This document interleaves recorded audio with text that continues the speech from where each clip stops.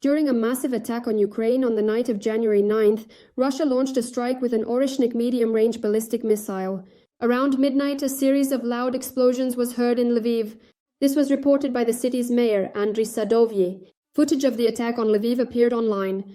Initially, the Western Air Command of the Ukrainian Air Force stated that the aerial target was moving at a speed of about 13,000 kilometers per hour along a ballistic trajectory. It is noted that the missile strike targeted infrastructure facilities in the Lviv region. The next morning, the Russian Ministry of Defense stated that Russian forces had carried out a massive strike with Oreshnik on critical facilities in Ukraine in response to an alleged attack on Putin's residence. In addition to Lviv, Russia also attacked Kiev with drones. As a result of the strikes in the capital, 20 residential buildings were damaged and 4 people were killed, including an ambulance worker. Ukrainian President Volodymyr Zelensky made a statement about the Russian attack and confirmed the use of Oreshnik. In total, there were 242 drones that night. There were 13 ballistic missiles, specifically targeting energy facilities and civilian infrastructure. 1 medium-range ballistic missile, Oreshnik, as well as 22 cruise missiles. The attack took place precisely when there was a significant drop in temperature, specifically targeting the everyday lives of ordinary people. Ukraine's Foreign Minister Andriy Sybiha called on the international community to respond to Russia's use of the Oreshnik ballistic missile. He stated that the aggressor country is trying to justify this strike with a fake attack on Putin's residence, which never happened.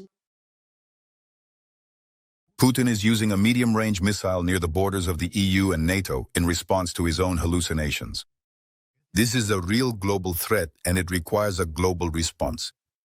According to the head of the ministry, Ukrainian diplomats will initiate international actions, an emergency meeting of the UN Security Council.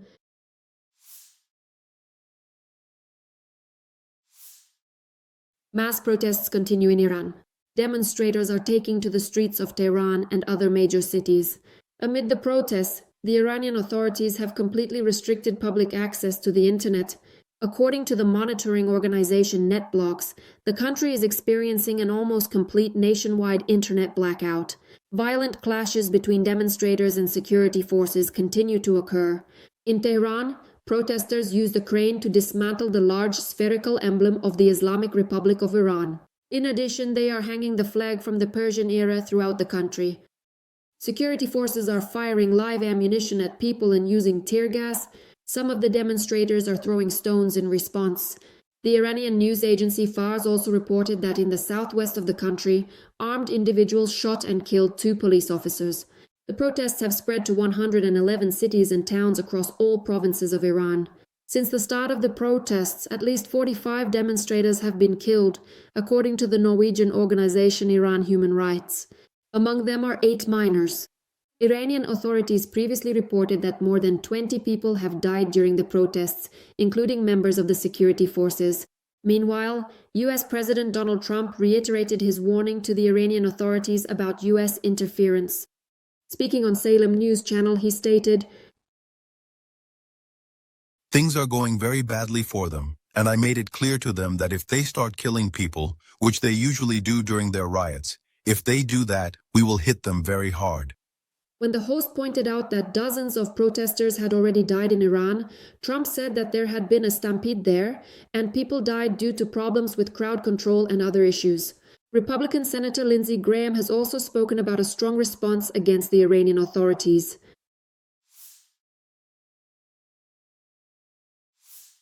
US President Donald Trump expects a clear response from Russian dictator Vladimir Putin regarding the peace plan.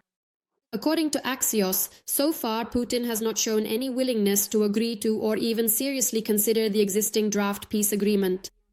According to the publication's sources, Donald Trump's special envoys, Steve Witkoff and Jared Kushner, met with Russian envoy Kirill Dmitriev in Paris on January 7th. During the meeting, they handed him a plan for ending the war that had been agreed upon with Ukraine. However, the Kremlin has not provided any comments so far.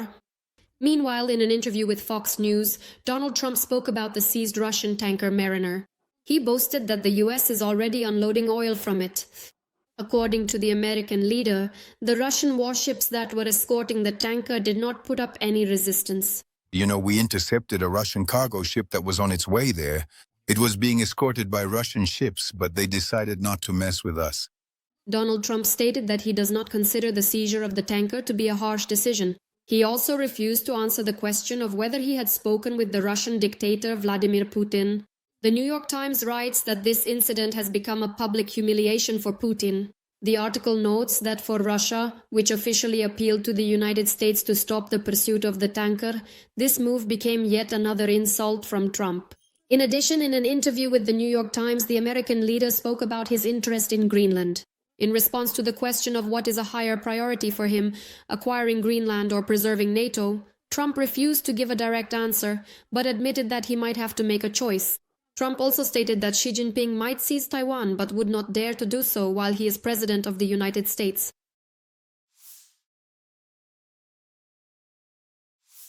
In the Belgorod region of the aggressor country, the Russian Federation. On January 9th, more than 500,000 people were left without electricity, and there were also disruptions in heating and water supply. This was stated by the governor of the region, Vyacheslav Gladkov.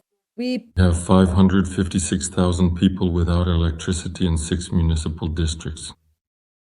Almost the same number are without heating. First and foremost, this concerns 1920 apartment buildings. Almost 200,000 people are without water and sewage services. According to the Telegram channel Pepel in Belgorod, a strike was carried out on the Storozhevaya substation as well as, likely, on other energy infrastructure facilities, resulting in the entire city being left without power. The channel also reported a strike on the Luch CHP, over which smoke was seen rising. Local residents are reporting a total blackout. Darkness. Blackout. Over there, like the other villages, are completely pitch black. Part of the Oriol region in the Russian Federation has also been left without electricity. Just now, the electrical power went out completely. It was on just a moment ago, then suddenly something exploded. The governor of the Oriol region, Andrei Klitschkov, wrote on his channel that as a result of the attack, a public utility facility in Oriol was damaged, which is why water and heating systems are being restarted in several districts of the city.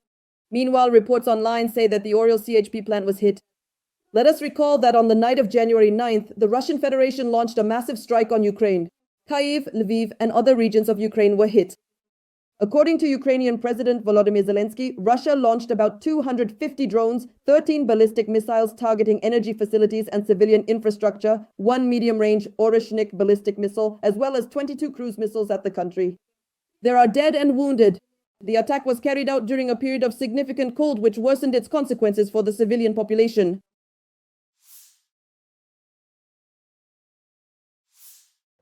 A heavy snowfall has blanketed Moscow and the Moscow region. It has already gone down in history as one of the most intense in recent years and continues to gain strength. January 9th, the year 2026, 8:30. This is how much snow piled up overnight. Very powerful snowfall.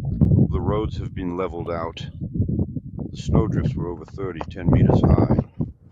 Against the backdrop of the abnormal snowfall, the Russian Hydrometeorological Center has declared an orange-level weather hazard in Moscow.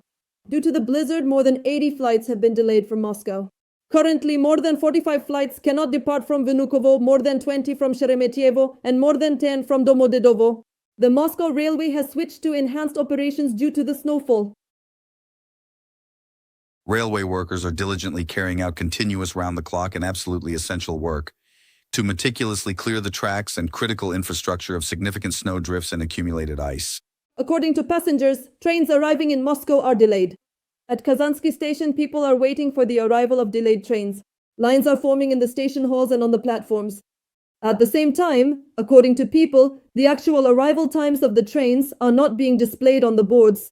Meanwhile, Moscow Deputy Mayor for Housing and Communal Services and Urban Improvement Pyotr Biryukov stated, the heating supply system is switching to an enhanced mode of operation. According to meteorologists' forecasts, the snow cover in Moscow may reach 65 centimeters. A significant drop in air temperature is also expected in Moscow. At night, the temperature will drop to minus 20 degrees.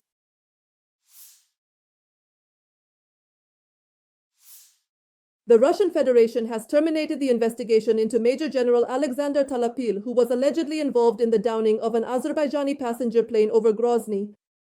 The decision was made back on September 2, 2025, during a meeting on this issue chaired by the Commander-in-Chief of the Russian Aerospace Forces. In December 2025, the Minister of Foreign Affairs of Azerbaijan announced that Russia had closed the case regarding the plane crash. According to him, the investigative committee of the Russian Federation sent him an official letter about this. The letter stated that the criminal case had already been closed. Undoubtedly, such a step raises very serious questions for us. The minister emphasized that Azerbaijan expects Russia to fulfill its obligations in connection with this incident. He recalled that Moscow had acknowledged the fact that the plane was shot down and also promised to pay compensation. This was an important statement. We expect this process to be brought to completion. The disaster occurred on December 25, 2024, near the city of Aktau. 38 people died. The president of Azerbaijan, Ilham Aliyev, stated that responsibility for the disaster lies with representatives of the Russian Federation. In October 2025, during a meeting with Ilham Aliyev, Putin for the first time acknowledged that the plane had been damaged by Russian air defense and promised that the Russian Federation would pay compensation to the families of the victims. Earlier, it became known that the president of Azerbaijan, Ilham Aliyev, refused to attend the informal CIS summit in St. Petersburg, which Moscow traditionally uses as a showcase of its influence in the post-Soviet space. The official reason is a busy work schedule. However, in Baku and beyond, this step is seen as a political signal to the Kremlin and personally to Putin.